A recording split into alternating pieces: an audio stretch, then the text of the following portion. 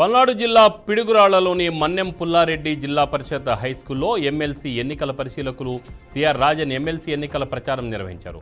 ఉపాధ్యాయులను, అంగన్వాడీ టీచర్లను కలిసి కూటమి పట్టభద్రులు ఎమ్మెల్సీ అభ్యర్థి శ్రీ ఆలపాటి రాజేంద్ర ప్రసాద్కు మొదటి ప్రాధాన్యత ఓటు వేసి గెలిపించాలని కోరారు. కార్యక్రమంలో యువ నాయకులు ఎరపతినేని నిఖిల్, అలాగే కూటమి నాయకులు పాల్గొన్నారు. యాదగిరిగుట్టలోని యాదాద్రి రియల్టర్స్ అసోసియేషన్ కార్యాలయంలో అధ్యక్షులు కర్రే ప్రవీణ్ సమావేశం నిర్వహించారు. హైదరాబాద్లో రియల్ ఎస్టేట్ రంగాన్ని పూర్తిగా నిర్వీర్యం చేసి హైడ్రా కమిషనర్ రంగనాథ్ సాధించింది ఏమీ లేదని ప్రవీణ్ అన్నారు. పెట్టుబడిదారుల్లో భయం కలిగించే విధంగా రంగనాథ్ వ్యాఖ్యలు చేసి రియల్టర్ల ఆత్మహత్యలకు కారణమవుతున్నారని వాపోయారు.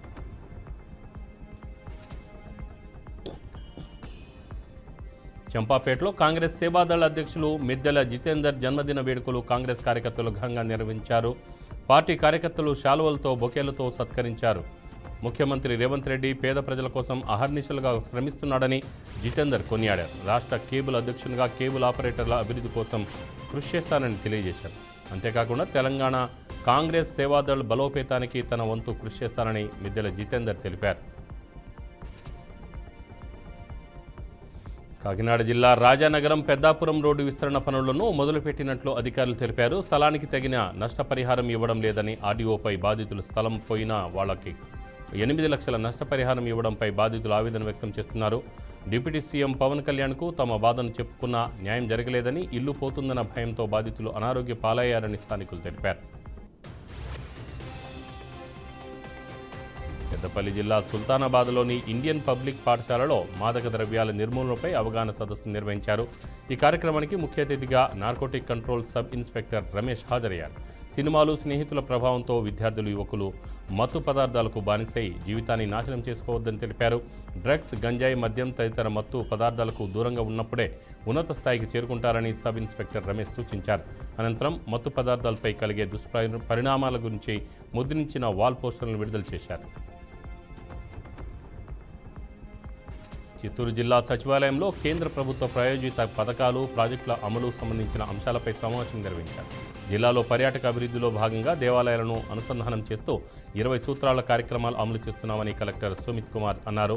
రాష్ట్ర ముఖ్యమంత్రి చంద్రబాబు నాయుడు ధ్యేయంతో స్వర్ణాంధ్ర లక్ష్యంగా ముందుకు సాగుతున్నామన్నారు. అర్హులైన ప్రతి ఒక్కరూ కేంద్ర రాష్ట్ర ప్రభుత్వ పథకాలను సద్వినియోగం చేసుకోవాలని ఆయన తెలిపారు.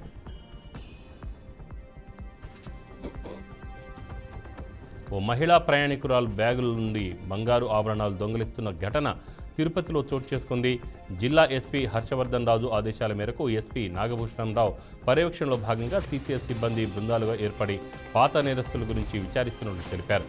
ఇందులో భాగంగా ఒక మహిళ కనిపించిందని, నేరస్తురాల్ని అరెస్ట్ చేసి ఆభరణాలు స్వాధీనం చేసుకున్నట్లు ఎస్పీ తెలియజేశారు.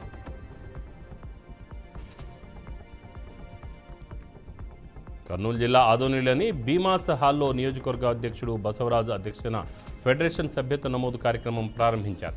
జర్నలిస్టులకు ఇళ్ల స్థలాల పట్టాలు మంజూరు చేసి ప్రభుత్వమే గృహం నిర్మించేలా చూడాలని బసవరాజు అన్నారు. అదేవిధంగా సకాలంలో అక్రిడేషన్ కార్డులు ఇవ్వాలని, హెల్త్ కార్డులకు ప్రీమియం ప్రభుత్వమే చెల్లించాలని అన్నారు. జర్నలిస్టులపై దాడులకు పాల్పడే వారి పట్ల ప్రభుత్వం కఠినంగా వ్యవహరించాలని ఆయన తెలిపారు. జర్నలిస్టులు ఎదుర్కొంటున్న సమస్యల పరిష్కారానికి ఏపీ వర్కింగ్ జర్నలిస్ట్ ఫెడరేషన్ అహర్నిశలు కృషి చేస్తుందని తెలియజేశారు. కర్నూలు నగరంలో నూతనంగా ఏర్పడిన కాలనీల్లో మౌలిక సదుపాయాల కల్పనకు ప్రత్యేక ప్రాధాన్యత ఇస్తున్నట్లు Panyam MLA Charitha Reddy commissioner S Ravindra Babu అన్నారు.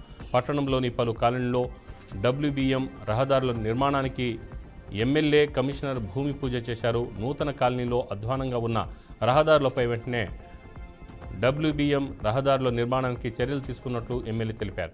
ప్రజా ఫిర్యాదులను సాధ్యమైనంత త్వరగా పరిష్కరించేందుకు కృషి చేస్తానని కమిషనర్ రవీంద్ర తెలియజేశారు.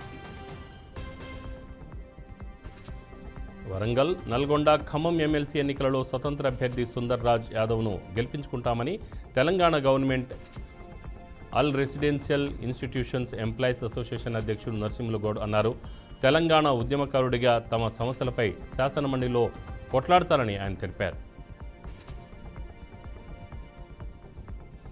పోక్సో కేసులో నిందితుడిగా 1 ఏడాది కఠిన కారాగార శిక్ష విధించిన ఘటన చైతన్యపురి పోలీస్ స్టేషన్ పరిధిలో చోటు చేసుకుంది. ఒక మైనర్ బాలికను రోజు వెంబడిస్తూ ప్రేమ పేరుతో వేధిస్తూ ఆ బాలికను భయభ్రాంతులకు గురి చేస్తూ అసభ్యకరంగా వ్యవహరించిన నిందితుడు కర్నే దినేష్పై ఎల్బీనగర్ పోలీస్ స్టేషన్లో అత్యాచారంపై పోక్సో కేసు నమోదు చేశారు.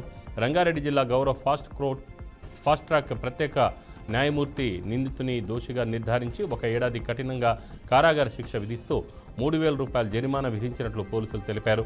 బాధిత బాలికకు 50,000 రూపాయల పరిహారం అందించినట్లు వెల్లడించారు. నెల్లూరు జిల్లా బుచ్చిరెడ్డిపాలెం పట్టణంలోని స్థానిక అంబేద్కర్ భవనంలో ఎంఆర్పీఎస్ అనుబంధ సంఘాల సదస్సు కార్యక్రమాన్ని ఏర్పాటు చేశారు. రాష్ట్రంలో ఎస్సీ రిజర్వేషన్లు నిజాయితీగా అందే విధంగా కార్యవర్గ రాష్ట్ర సమావేశాన్ని మందకృష్ణ మాదిగ ఆధ్వర్యంలో నిర్వహిస్తున్నారని ఎంఆర్పీఎస్ నాయకులు గొల్లపల్లి శ్రీనివాసులు తెలిపారు. తెలంగాణలో మాదిగలకు అన్యాయం జరిగే తరుణంలో మందకృష్ణ మాదిగ కలుగజేసుకొని వాటిని సవరించారని తెలిపారు. ఈ నెల 28వ తేదీన జరిగే రాష్ట్ర కార్యవర్గ సమావేశాన్ని ఎంఆర్పీఎస్ అనుబంధ సంఘాలు కలిసి జయప్రదం చేయాలన్నారు. కామారెడ్డి జిల్లా బాన్సువాడలో పట్టభద్రుల ఎమ్మెల్సీ బీజేపీ అభ్యర్థి బీజేపీ కార్యాలయంలో సమావేశం నిర్వహించారు. 6 గ్యారంటీల అమలు ఏమైందని, నిరుద్యోగ భృతి ఇవ్వని కాంగ్రెస్ అభ్యర్థికి ఓటు అడిగే అర్హత లేదని అంజిరెడ్డి అన్నారు. ఢిల్లీలో బీజేపీ విజయం సాధించిందని, రాబోయే ఎన్నికల్లో తెలంగాణలో సైతం బీజేపీ అధికారంలోకి వస్తుందని ధీమా వ్యక్తం చేశారు. బీజేపీ అభ్యర్థులు అంజిరెడ్డి, కొమురైలకు మొదటి ప్రాధాన్యత ఓటు వేసి గెలిపించాలని ఆయన కోరారు. తిరుపతి జిల్లా సూళ్లూరుపేటలో లీగల్ మెట్రాలజీ శాఖ ఇన్స్పెక్టర్ విజయ్ కుమార్ ఆకస్మిక తనిఖీలు నిర్వహించారు. మార్కెట్లలో విక్రయించే కొలతలు, బరువులు, ధరల లెక్కింపులలో ఏమైనా అక్రమాలు జరుగుతున్నాయని పరిశీలించారు.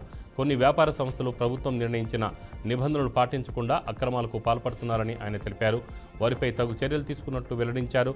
ప్రజలు కొనుగోలు చేసే వస్తువులపై సరైన కొలతలు, బరువులు పాటించకుండా మోసపూరిత వ్యాపారం చేస్తే కఠిన చర్యలు తీసుకుంటామని విజయ్ కుమార్ తెలియజేశారు. కంక్టీ ట్రైబల్ వెల్ఫేర్ కళాశాల వసతి గృహంలో విద్యార్థులతో పనిచేయించిన ఘటనపై సంగారెడ్డి జిల్లా కలెక్టర్ ఒల్లూరు క్రాంతి సీరియస్ అయ్యారు. విద్యార్థులతో పనిచేయిస్తున్న సిబ్బందిపై కలెక్టర్ ఆగ్రహం వ్యక్తం చేశారు.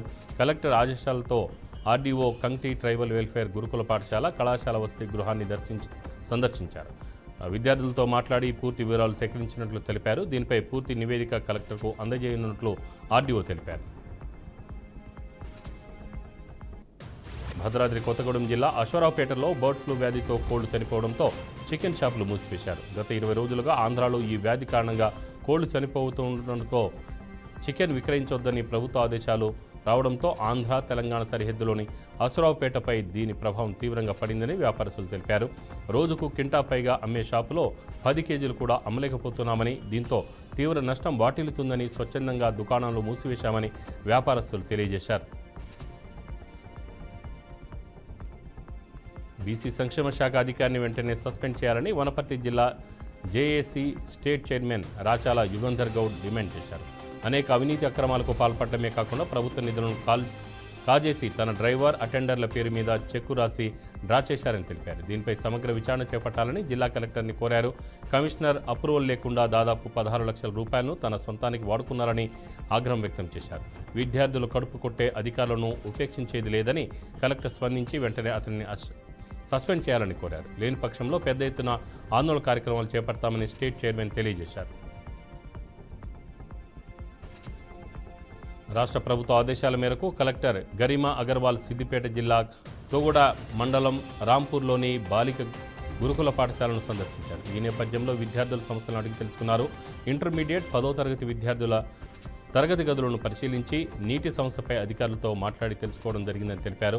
అనంతరం విద్యార్థినులకు ఎలాంటి సమస్యలు తలెత్తకుండా తగిన జాగ్రత్తలు తీసుకోవాలని అధికారులను ఆదేశించారు.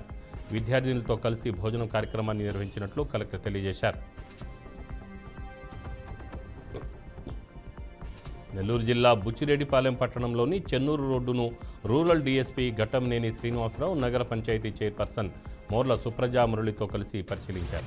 ట్రాక్ను నియంత్రించుటకు ఆటో స్టాండ్ను ఏర్పాటు చేసేందుకు స్థలాన్ని పరిశీలించారు. ఆటో నడిపే వాళ్ళకి ఐడి కార్డుతో పాటు వాళ్లకు అన్ని పత్రాలు ఉండే విధంగా చర్యలు తీసుకుంటామని తెలిపారు.